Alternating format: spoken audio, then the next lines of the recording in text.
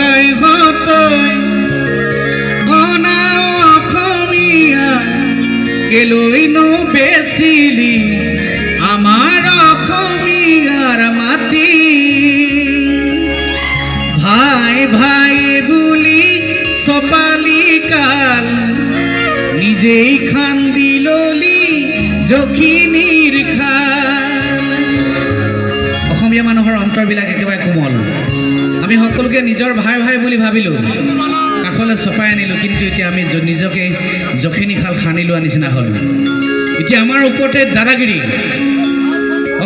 অসমীয়া মানুহৰ, অসমৰ খিলঞ্জীয়া মানুহৰ প্ৰভুত্ব সলনি এতিয়া অনা অসমীয়া দপদপনি চলে।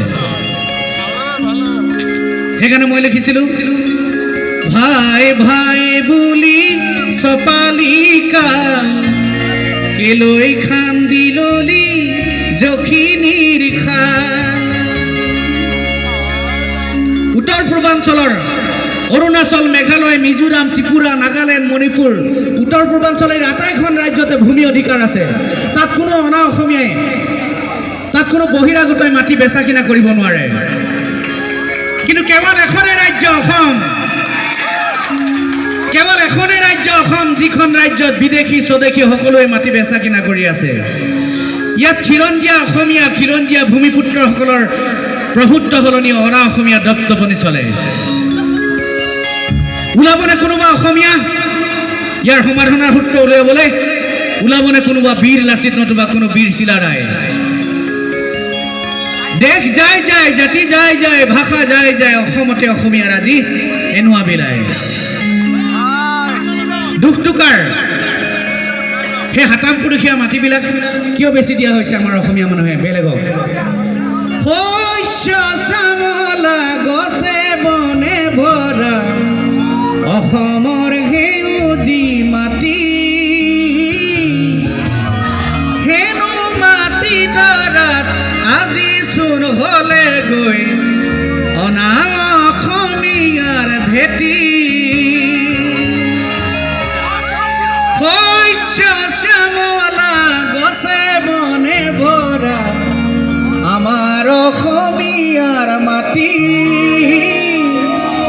হেনো মাটি দৰাত আজি চোন হলে গৈ অনা অসমীয়াৰ ভেটি। দুদিনৰ পিছতে নলবনে বাৰু বাকী থকাখিনিও কাঢ়ি, তেতিয়া কৰিবি কি?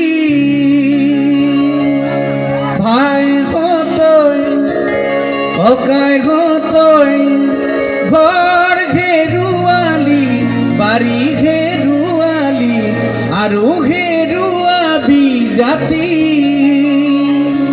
ভাই হতৈ ককাই হতৈ অনা অসমীয়াক কেলৈনো বেচিলি আমাৰ অসমীয়াৰ মাটি।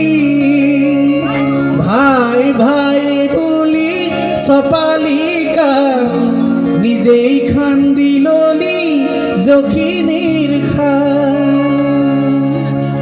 দুদিনৰ পিছত হয়তো এইটো গীত গোৱাৰ